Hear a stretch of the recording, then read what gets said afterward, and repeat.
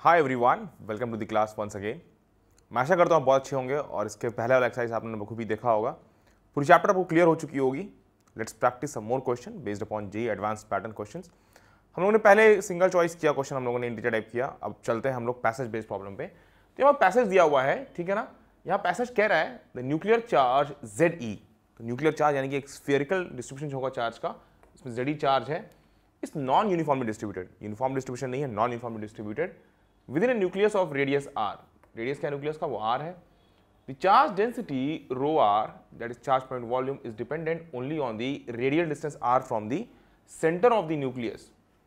तो जितना हम न्यूक्लियस के सेंटर से जाएंगे r डिस्टेंस दूर, तो रो दिया हुआ है और वो दिया हुआ है कि सिर्फ r पे डिपेंडेंट है, एज शोन इन फिगर। तो यहाँ पे एक ग्राफ दिया हुआ है, इससे हमको डिसाइड करना है कि कैसा डिस्ट्रीब्यूशन है, वॉल्यूम चार्ज डेंसिटी कैसा है। तो यहाँ देखो ये डी हाइट है दिया हुआ है, यानी कि डी वैल्यू का चार्ज डेंसिटी है अप टिल अ डिस्टेंस ए। उसके बाद एक डिस्टेंस से लेके कैपिटल आर डिस्टेंस तक हमारे पास ये डेंसिटी घट रही आर पे 0 हो जा रही है। उसके बाद दिया था electric field only along the radial direction. तो यानी कि अगर मैं देखूं यहाँ पे it's along the radial direction और ये न्यूक्लियस चार्ज है, तो हम मान सकते हैं चार्ज डिस्ट्रीब्यूशन कुछ ऐसा है, ये स्फीयर है और इलेक्ट्रिक फील्ड जो है वो केवल रेडियल डायरेक्शन में है, ऐसे है electric field, it's only along radial direction. एक इस तरह हमें आइडिया लग जाएगा कि किस तरह का इलेक्ट्रिक फील्ड बन रहा है अंदर। तो पहला दिया हुआ है कि इसका जो वेरिएशन है वॉल्यूम चार्ज डेंसिटी का, वो कांस्टेंट है अप टिल अ डिस्टेंस ए, और फिर उसके बाद ए से लेकर आर तक ये डिक्रीज हो रहा है। तो सवाल करते हैं, पहला सवाल करते हैं हम लोग। यहाँ पे देखते हैं सवाल क्या है इसके बेसिस पे। 6 का क्वेश्चन है ये। The electric field R equals to R is, हमें पता करना है कि at a distance small r equals to capital R is independent of A, directly proportional to A, directly proportional to A square, inversely proportional to A। देखो यहाँ पे एक concept मैं यूज करूंगा गॉस लॉ का, ठीक है ना, जिसको मैंने अगले चैप्टर में बताया हुआ है। तो गॉस लॉ को जो है, पहले मुझे बहुत बेसिक सा चीज है कि net flux is equal to charge upon epsilon naught. देखो इसमें टोटल चार्ज जो है वो दिया हुआ है ZE, इस डिस्ट्रीब्यूशन में दिया हुआ total charge is equal to ZE, ये दिया हुआ है। तो अगर मैं फ्लक्स लिखूं, अगर मैं यहां पे एक स्फेरिकल डिस्ट्रीब्यूशन बनाऊं, एक गॉसियन सरफेस बनाऊं, देखो सारा ये गॉस लॉ अगर देख जानते हो तो ठीक है, अगला लेक्चर देख लो गॉस लॉ का तो समझ में आ जाएगा, फिर उसके बाद ये सवाल देख सकते हो। मैं गॉसियन सरफेस एक बनाऊं और इस गॉसियन सरफेस से जो फ्लक्स एनक्लोज हो रहा है, जो फ्लक्स एक्सट्रूड हो रहा है, वो होगा net charge enclosed divide by epsilon naught is equal to ZE divide by epsilon naught. और फ्लक्स क्या होगा? फ्लक्स होगा E into S, surface area. Electric field हमारा रेडियल है, मान लेते हैं E है, और सरफेस एरिया हो जाएगा 4 पाई कैपिटल R स्क्वायर, क्योंकि हमने कैपिटल R डिस्टेंस का, कैपिटल R रेडियस का हमने स्फीयर लिया हुआ है यहाँ पे। तो ये रहा, तो हमारे पास E निकल के आ गया 1/4 पाई epsilon not ZE by R square. यहां पे क्या कोई रिलेशन है ए से? नहीं, कोई रिलेशन नहीं है ए से, सिंपल सा आ रहा है ZE by R square into a constant. तो this electric field R equals to R is independent of a, yes it is independent of a. Directly proportional to a नहीं, directly proportional to square of a no, inversely proportional to a no. तो हम देख रहे हैं सिर्फ option number A ही हमारे पास right option होगा इस क्वेश्चन के लिए। पहला सवाल था, आसान था, हम लोगों ने देख लिया, तो घबराने की जरूरत नहीं है कि ग्राफ स्टेटमेंट में क्या दिया हुआ है हमारे पास, ठीक है, ऐसा कुछ सोचने की जरूरत नहीं है ये कैसा स्टेटमेंट है, क्वेश्चन का क्या कह रहा है, कैसे है। जब क्वेश्चन पढ़ोगे तो अपने आप स्टेप बाय स्टेप आप आगे बढ़ सकते हैं। इसी बेस में दूसरा सवाल है, for A equals to 0 the value of D that is the maximum value of rho as shown in figure is A, B, C और D। देखते हैं, मेरे ख्याल से आपने ऑप्शन साथ साथ पढ़ लिया होगा। A की वैल्यू 0 पे, देखो अगर A 0 करेंगे हम लोग, अगर मैं A को 0 करूं, पीछे ले जाऊं, तो क्या होगा, ये लाइन जो हो जाएगा ये पीछे चलता जाएगा, तो अब जो D होगा उसकी वैल्यू होगी ये, this will be the value D, ठीक है। और इसके बाद जो है, इसके बाद अगर मैं इस लाइन का स्लोप निकालूं, भाई ये डिस्टेंस तो हमारे पास कैपिटल R दिया ही हुआ है, ये डिस्टेंस तो कैपिटल R दिया ही हुआ है, तो मैं स्लोप निकालूं tan थीटा विल बी, क्योंकि नेगेटिव स्लोप होगा, D by R, that will be minus D by R, यहाँ पे वो चीज़ निकल के आएगी। तो स्लोप ऑफ दिस लाइन जो मैंने फिर से जो बनाया हुआ है माइनस डी बाई आर। हमें निकालना क्या है, हमें निकालना है the value of D, maximum value of this D, ये निकालना है। हमारे पास दिया हुआ है, ये क्या दिया हुआ, ये दिया हुआ रो वेरिएशन। रो से हम क्या निकाल सकते हैं, इस रो से हम निकाल सकते हैं नेट चार्ज एनक्लोज्ड, जिसकी वैल्यू है ZE। तो अगर मैं नेट चार्ज एनक्लोज्ड मुझे निकालना है तो देखो सबसे पहले मैं क्या करूं, इसी स्फेरिकल डिस्ट्रीब्यूशन में देखो जरा, मान लो ये लिया हम लोगों ने, एक मैंने ये सेंटर है, इस सेंटर के से r डिस्टेंस पे एक गॉसियन स्फीयर बना लिया, गॉसियन स्फीयर नॉर्मल स्फीयर बनाया, और इसके बाद यहाँ पे इसकी एक थिकनेस दे दी dr डिस्टेंस की, dr इसकी दे दी थिकनेस, तो ये रह गया r रेडियस, ये दे दिया dr थिकनेस। तो इस पोर्शन में जो चार्ज एनक्लोज्ड होगा वो कितना होगा, रो इंटू, इस पोर्शन में, इस पोर्शन की बात कर रहा हूं, dq चार्ज, वो कितना होगा, रो इंटू dv, dv क्या हमारा वॉल्यूम, और ये क्या होगा, rho into 4 pi R square D R, 4 pi R square surface area multiply by D R, जो उसका विड्थ है, निकल के आ जाएगा total enclose charge, that is DQ। अगर हम टोटल चार्ज निकालें जिसकी वैल्यू है ZE, तो देखते हैं कैसे निकाल सकते हैं। अब रो की वैल्यू, रो कैसे वराई कर रहा है, यहाँ पे रो एट आर डिस्टेंस हमें देना है, कैसे वराई कर रहा है, पहले से देखो, इस स्ट्रेट लाइन से रो की वैल्यू क्या निकल के आएगी भाई, रो की वैल्यू तो इतनी निकल के आएगी ना, क्योंकि वेरिएशन दिया नहीं हुआ है, लेकिन स्ट्रेट लाइन से हम निकाल सकते हैं। स्लोप कितना है, माइनस डी बाई आर मैंने लिखा है, तो रो की वैल्यू निकल के आएगी minus D by capital R into R और प्लस डी। होप कि आपको समझ में आ रहा है, क्योंकि माइनस डी बाई आर ये हमारा स्लोप है, multiplied by R, R distance हम लोग देख रहे हैं, और प्लस डी, क्योंकि डी हमारा वाई कोऑर्डिनेट है, जहां पे ये x को 0 पे कट कर रहा है, r को 0 पे कट कर रहा है, ठीक है। तो ये स्ट्रेट लाइन का इक्वेशन है। तो dq की वैल्यू अब रखोगे तो कितनी निकल के आएगी, रो की value minus D by R, sorry minus D by capital R into small R plus D into 4 pi R square D R, ये निकल के आ गया dq। टोटल चार्ज निकालना है तो हमें r कहां से कहां वराई करना है, 0 से लेके कैपिटल R तक। तो टोटल चार्ज के लिए 0 से लेके कैपिटल R तक वराई कर दो, R को माइनस डी बाई आर, ये 4 पाई आर स्क्वायर है,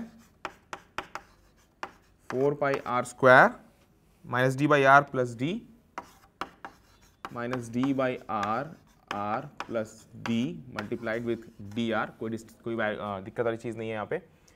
इन दोनों टर्म्स को मल्टीप्लाई करते हैं हम लोग, क्या निकल के आएगा देखो, तो ये निकल के आएगा 4 pi R square into this, ये निकल के आएगा minus integration of minus 4 pi D R cube by R, और डी आर भी मल्टीप्लाई कर देते हैं, और यहाँ पे क्या आएगा plus 4 pi R square into D, D R, 0 से लेके कैपिटल आर, 0 से लेके कैपिटल आर, ठीक है। ये चीज तो क्लियर हो गई। अब इसको सिंप्लीफाई करते हैं, यहाँ पे 4 पाई तो हम बस कांस्टेंट बाहर ले सकते हैं, तो 4 पाई को बाहर ले लिए दोनों इंटीग्रेशन से। नेक्स्ट, और डी भी हमारे पास कॉमन है तो बाहर ले लेते हैं, 4 पाई डी बाहर आ जाएगा, कोई दिक्कत वाली चीज नहीं, दोनों से डी कॉमन बाहर ले लिया।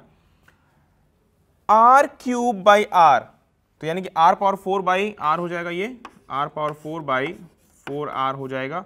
इसकी लिमिट्स रखना है हमें 0 से लेके कैपिटल आर तक। इसको मैंने इंडिकेट किया, आर पावर 4 बाई 4, ये आर नीचे रखा, ठीक है ना, 4 पाई डी बाहर ले लिया था, और माइनस साइन भी है तो मैं यहाँ पे माइनस साइन भी लगा देता हूँ, नो इश्यूज, ठीक है। प्लस अब आगे देखते हैं, और इसके सॉरी लोअर लिमिट भी रखना है हमें, ये तो आ गया, प्लस इंडिकेट कर रही है 4 पाई आर क्यूब बाई 3, ठीक है ना, 4 पाई आर क्यूब बाई 3, और 4 पाई हम लोगों ने बाहर ले लिया है, डी बाहर ले लिया, तो आर क्यूब बाई 3 लिखना है, तो आर क्यूब बाई 3 ये निकल के आ जाएगा 0 से लेके कैपिटल आर तक। कुछ पार्ट्स मैं मिटा देता हूं, स्पेस की मुझे जरूरत है, तो यहाँ पे ये पार्ट मुझे ख्याल से नोट कर लिया होगा आप लोगों ने।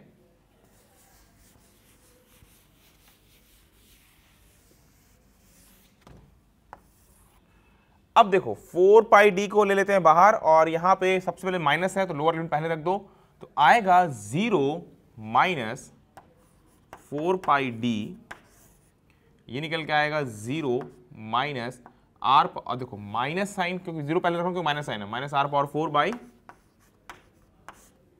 4r, और उसके बाद ये क्या आ जाएगा प्लस आर क्यूब बाई 3 निकल के ये आ जाएगा, ठीक है ना, ये निकल के आ जाएगा आर क्यूब बाई 3, ये पूरा मेरा ब्रैकेट में।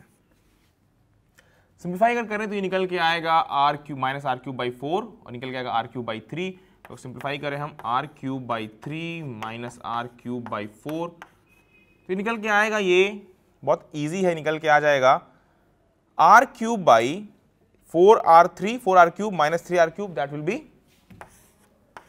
1r क्यूब डिवाइड बाई 12, ये निकल के आ जाएगा, बहुत सिंपल है, तो निकल के आएगा ये R cube by 12, 4 pi D R cube by 12, ये निकल के आया 4 से क्या 3 टाइम्स, तो निकल के आ गया पाई डी आर क्यूब बाई 3, एक चीज तो ये निकल के आ गई। अब ये टोटल चार्ज बराबर किसके है, ये निकल टोटल चार्ज, ये निकल के आया टोटल चार्ज जो है, देखो डी क्यू इंडिकेट किया है यहाँ पे, देख लो टोटल चार्ज इंडिकेट किया तो इसके बराबर है pi D R cube by 3, तो अगर मैं टोटल चार्ज की वैल्यू जेड ई है जो उसकी वैल्यू पुट कर दूं, Z E is equal to pi D R cube by 3, तो निकल के आएगा R cube is equal to, sorry D निकालना है हमें, डी निकालना है तो 3 Z E by pi R cube, ये निकल के आ गया डी की वैल्यू सिंपल तरीके से 3z। थोड़ा सा लंबा कैलकुलेशन था, स्टेप वाइज में बढ़ना था, जेई एडवांस पेपर देने वाले हो, समझ में आ रहा है कि हाँ किस तरह के सवाल आ सकते हैं, स्टेप वाइज बढ़ना पड़ेगा, स्मार्टली सोचना पड़ेगा हमें क्या अप्रोच लें, चीज़ें हम लोगों ने सीखी है थियोरेटिकली, लेकिन उसका एप्लीकेशन देखो कितना वाइड है, यहाँ पे चार्ज निकाला हम लोगों ने, कोई इलेक्ट्रिक फील्ड से मतलब नहीं है, सिंपल मैथमेटिक्स है, बट जेई एडवांस में ऐसे क्वेश्चन आ सकते हैं, ठीक है ना। 3z upon pi R cube, very good question, 3z upon pi R cube, check करते हैं यहाँ पे 3z upon pi R cube हमारे पास है ऑप्शन नंबर बी, ये रहा 3z upon pi R cube, जो कि हमारे पास ऑप्शन ये निकल के आ रहा है। होप कि आपको समझ में आ रहा है कि ऑप्शन बी कहाँ से आया है, ठीक है ना। सारे ऑप्शन देखो लगभग सेम तरह लग रहे हैं, लेकिन हम कैसे उसको सिस्टमैटिकली स्टेप वाइज पहुंचे हैं यहाँ से वो दिख रहा है, ठीक है ना।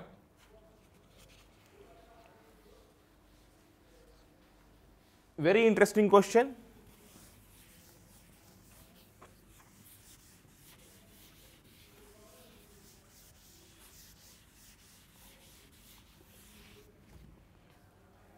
आगे बढ़ते हैं।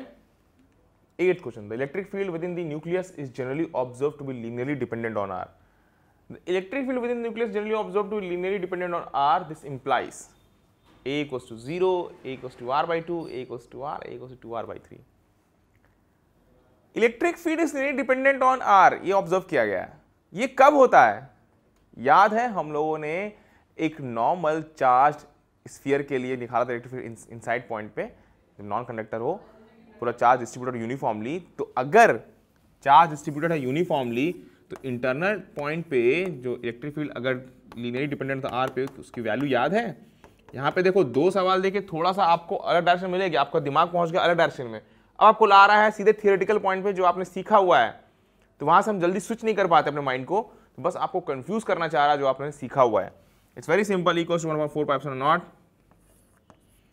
QR बाई आर क्यूब, तो यहाँ पे लीनियर डिपेंडेंट अपॉन आर है। ये तभी होता है जब हमारा जो स्फीयर हो यूनिफॉर्मली चार्ज हो। अब यूनिफॉर्मली चार्ज हो मतलब चार्ज डेंसिटी सब जगह सेम हो, तो ये रहा मेरे पास चार्ज डेंसिटी का वेरिएशन सब जगह सेम हो, तो ए की वैल्यू क्या होनी चाहिए, यहाँ तक ये पूरा जो है ग्राफ ऐसे होना चाहिए, तो यानी कि ये पार्ट नहीं होगा, ये पार्ट जो है ना ये नहीं होगा, सिर्फ ऐसे स्ट्रेट लाइन की तरह आ जाएगा, ठीक है। अगर मैं दिखाऊं नया कर्व ऐसे बना के दिखाऊं तो ये रहेगा हमारा चार्ज डेंसिटी का वेरिएशन, यहाँ पे रो हम लोगों ने बनाया है और यहाँ पे डिस्टेंस r है, तो r कितना भी बढ़ा लो हमेशा रो कांस्टेंट रहेगा up till a value r, ठीक है ना, इजी है। तो क्या समझ में आ रहा है कि वेदर इलेक्ट्रिक फील्ड डिपेंडेंट किस पे है, this implies A equals to 0, नहीं ए इक्वल्स टू 0 नहीं था, A equals to capital R तक था। A equals to capital R जिस तरह मैंने यहाँ बनाया हुआ है, A equals to capital R तक मैंने दिखाया था, A equals to capital R तक है, ठीक है। तो ऑप्शन नंबर सी होगा राइट आंसर इस केस में। होप कि आपको अब क्लियर हो रहा है कैसे कैसे सवाल आते हैं एडवांस्ड एग्जामिनेशन में। बी रेडी कि किसी भी तरह के सवाल आप कर सकें, आपको अपना माइंड ओपन करके रखना पड़ेगा। आप प्रैक्टिस करोगे, आप समझ में आएगा कैसे कैसे चीज़ें आ सकती हैं, वो हेल्पफुल रहेगा। On the day of examination नया क्वेश्चन, नया एप्लीकेशन आपसे पूछेगा। 9th, more than one option correct. Non conducting solid sphere of radius capital R, non-conducting solid or radius capital R is uniformly charged. The magnitude of the electric field due to sphere at a distance r from its center. अभी just मैंने formula लिखा है। When r varies from 0 to capital R तक, तो field वेराई करता है k q r by r cube, और जब r बड़ा हो r से, ठीक है ना, r बड़ा हो r से और up till infinity equals to K Q by R square. हम जानते हैं ये एक नॉन कंडक्टिंग स्फीयर के लिए जो पूरा यूनिफॉर्मली डिस्ट्रीब्यूटेड होता है, जिसमें charge, non conducting solid sphere radius R is uniformly charge. उस केस में increases as R increase for R less than R, yes, R जब कम है आर से तो ये इंक्रीज हो रहा है लिनियरली। देखो के क्यू आर, ये बाकी सारे टर्म्स कांस्टेंट है, इंक्रीज हो रहा है। ये ऑप्शन सही है, और ये more than one option correct है, तो ज्यादा ऑप्शन भी सही हो सकते हैं, तो और ऑप्शन चेक करना पड़ेगा। Decreases as R increase from 0 to R to infinity, नहीं, पहले इंक्रीज हो रहा है, तो ये भी हमें रेंज डोमेन देखना पड़ेगा। सी यानी कि ये गलत है। Decreases as R increases for R बड़ा हो आर से इन्फिनिटी तक, यस। यहाँ देखो अब इनवर्सली प्रोपोर्शनल हो गया स्क्वायर ऑफ आर, तो क्या आया हमारे पास, डिक्रीज कर रहा है विथ डिस्टेंस, तो यानी कि ये भी सही है। ए और सी तो हमको सही ऑप्शंस मिल गए इस सवाल में। इस discontinuous and R equals to R, मैंने साफ तौर पे ग्राफ बना के बताया था इस फील्ड के बारे में, इस शेल के बारे में। At R equals to discontinuous नहीं होता है, ब्रेक नहीं आता है, क्योंकि चाहे फॉर्मूले में यहाँ कैपिटल आर रखोगे तो भी के क्यू बाई आर स्क्वायर आएगा, यहाँ पे अब कैपिटल आर रखोगे तो भी के क्यू बाई आर स्क्वायर ही आएगा। कैपिटल आर की मैं बात कर रहा हूँ, easy.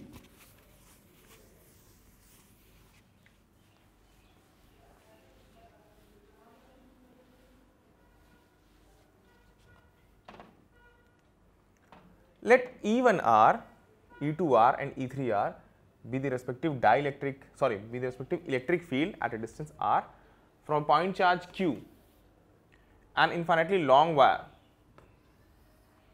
with constant linear charge density lambda, an infinite plane with uniform surface charge density sigma. Infinite plane with uniform surface charge density sigma. If E1R0 equals to E2R0 equals to E3R0 at a given distance R naught, तो यानी कि ये दिया हुआ electric field दिया हुआ है, ठीक है ना, रिस्पेक्टिव इलेक्ट्रिक फील्ड, तो at a distance R naught दिया हुआ है, then these are the option, हमें चेक करना है सही कि नहीं है। सबसे पहले हम ये दिया हुआ इस फील्ड से क्या रिलेशन निकाल सकते हैं, E1R0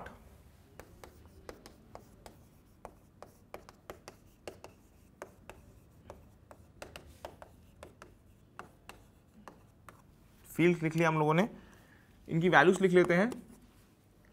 एक नॉर्मल से चार्ज के लिए हो जाएगा ये के रूट यूज करने के बजाय 1/4 पाई एप्सिलॉन नॉट यूज करते हैं, पॉइंट चार्ज है, ऐसे यूज करेंगे। E2R0 हमारे पास लाइन चार्ज है, इन्फिनिटी लॉन्ग वायर, तो lambda upon 2 pi epsilon naught R0 is equal to infinite plane, तो sigma upon with uniform surface charge density sigma, तो सिग्मा अपॉन 2 एप्सिलॉन नॉट होता है, ठीक है ना। अब चेक करते हैं यहाँ पे, सबसे पहले हमारे पास हमें क्या निकालना है, देखते हैं। ए ऑप्शन में चेक करना है Q और सिग्मा में रिलेशन है, यहाँ पे Q और सिग्मा में, तो Q यहाँ पे, सिग्मा यहाँ पे है, तो अगर मैं लिखूँ यहाँ पे Q और pi Q upon 4 pi epsilon naught R0 whole square is equal to sigma upon 2 epsilon naught, तो एप्सिलॉन नॉट कैंसिल आउट, ये निकल के आ जाएगा Q इज इक्वल टू 2, ये 2 गया, और पाई 2 पाई R0 होल स्क्वायर, ये निकल के आया 2 पाई R0 होल स्क्वायर निकल के आ गया है। यहाँ पे और दिया और हमें पास सिग्मा भी है, तो हाँ सिग्मा भी हमें यूज़ करना है, 2 pi R naught square sigma. यहाँ पे दिया हो 4 pi sigma R naught square, तो ये टर्म तो कहीं ना कहीं मिस हो रहा है, तो ये टर्म हमारा गलत होगा, 2 pi sigma naught R square है। Infinite plane with uniform surface charge into sigma, ठीक है ना। अब R naught equals to lambda by 2 pi sigma, R naught equals to lambda by 2 pi sigma, वो चेक कर लेते हैं, बी ऑप्शन। अब इसमें रिलेशन चेक करना है लैम्डा और सिग्मा में, तो ये निकल के आएगा आर नॉट की वैल्यू निकल के आएगी यहाँ से, ये आर नॉट गया इधर, ये 2 एप्सिलॉन नॉट इधर आया, तो इस केस में हम 2 एप्सिलॉन नॉट यहाँ लेके जाएंगे, एप्सिलॉन नॉट कैंसिल आउट हो जाएगा, वेट एप्सिलॉन नॉट और ये एप्सिलॉन नॉट, ठीक है। तो यहाँ से ये निकल के आया, तो आर नॉट की वैल्यू निकल के आएगी, ये 2 कैंसिल आउट और ये एप्सिलॉन नॉट से कैंसिल आउट, तो आर नॉट के निकल के आई, ये इधर गया, पाई नीचे रह जाएगा, लैम्डा बाई सिग्मा पाई, ये निकल के आ रहा है लैम्डा बाई सिग्मा पाई, यहाँ लैम्डा बाई 2 सिग्मा पाई है, यानी कि ये भी गलत ऑप्शन है।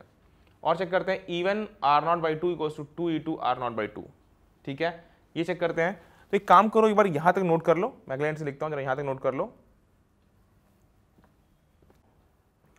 तो अब ये पार्ट तो नोट कर लिए होगे, समझ में आ गया होगा कि ए और बी गलत ऑप्शन है। देखो इसमें जो एग्जामिनर चेक करना चाह रहा है ना, यहाँ पे इनफाइनाइट प्लेन का अगर आप sigma upon epsilon not use कर लेते ना, तो ए और बी सही हो जाता, लेकिन हमें यूज करना है सिग्मा अपॉन 2 एप्सिलॉन नॉट, तो ए और बी गलत होगा, ठीक है ना। इनफाइनाइट प्लेन दिया हुआ, सिग्मा अपॉन 2 एप्सिलॉन नॉट ही यूज करना।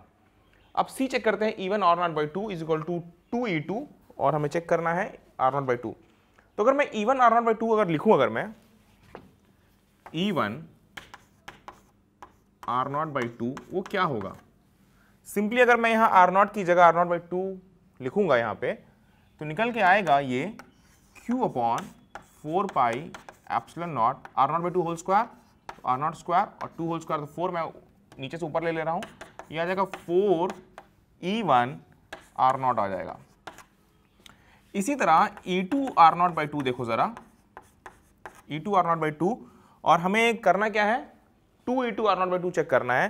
तो पहले मैं E2 आर नॉट बाई 2 निकाल रहा हूँ, फिर 2 से मल्टीप्लाई कर दूंगा, ये निकल के आ जाएगा lambda upon 2 pi epsilon not, ठीक है, और आर नॉट बाई 2, तो आर नॉट लिख देता हूँ और 2 यहाँ मल्टीप्लाई कर देता हूँ, फिर 2 E2 आर नॉट बाई 2 हो जाएगा हमारे पास 2 × 2 4 lambda 2 pi epsilon naught R naught, ये क्या निकल के आया 4 lambda upon 2 pi epsilon naught, यानी कि निकल के आया 4 E2 आर नॉट, और E2 R naught is equal to E1 R naught, और दोनों 4 E1 R naught equal to 4 E2 R naught, तो यहाँ पे यानी कि दोनों ये इक्वल हैं, ये दोनों इक्वल हैं यहाँ पे, तो ये सही ऑप्शन है सी वाला।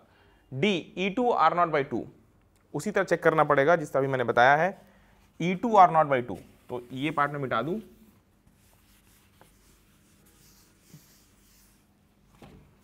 E2 आर नॉट बाई 2 उसको चेक करने के लिए अभी जस्ट हम लोगों ने निकाला है, वो क्या निकल के आया है, आर नॉट बाई 2 रखेंगे 2 lambda upon 2 pi epsilon naught R naught, ये निकल के आ गया, यानी ये क्या है 2 E2 आर नॉट है ये। इसके बाद देखो 4 E3 R naught by 2, 4 E3 R naught by 2 अगर करोगे भाई, इस पे तो डिस्टेंस को मतलब ही नहीं है कि sigma upon 2 epsilon not her जगह कांस्टेंट रहेगा, तो ये निकल के आ जाएगा, क्योंकि आर नॉट को मतलब नहीं है, 4 E3 निकल के आ जाएगा, 4 E3 एट आर नॉट, कोई मतलब ही नहीं है यहाँ पे, यहाँ ये दोनों तो अलग अलग है, E2 आर नॉट यहाँ 4 यहाँ पे E3 आर नॉट है, लेकिन यहाँ 2 है यहाँ 4 है, तो ये तो दोनों बराबर ही ऐसे है, तो यानी कि ये डी भी इनकरेक्ट होगा, incorrect incorrect incorrect, only correct option is C. तो मल्टीपल चॉइस है, लेकिन सिर्फ एक ऑप्शन हमारा सही है यहाँ पे, जो कि सी ऑप्शन है। तो होप आपको समझ में आया कि जेईई एडवांस में किस तरह के सवाल आ सकते हैं, ठीक है ना। पूरा चैप्टर पढ़ो, कुछ और क्वेश्चन प्रैक्टिस करो, उससे और अच्छा तैयारी हो जाएगा। आई होप आपको अच्छा लगा, एंजॉय किया है session. Wish you all the very best. मैं आपको और भी नए कॉन्सेप्ट्स और अच्छे लेक्चर्स के साथ मिलूंगा अगली क्लास में। थैंक यू सभी का, आप सभी का मेरे साथ जुड़ने के लिए।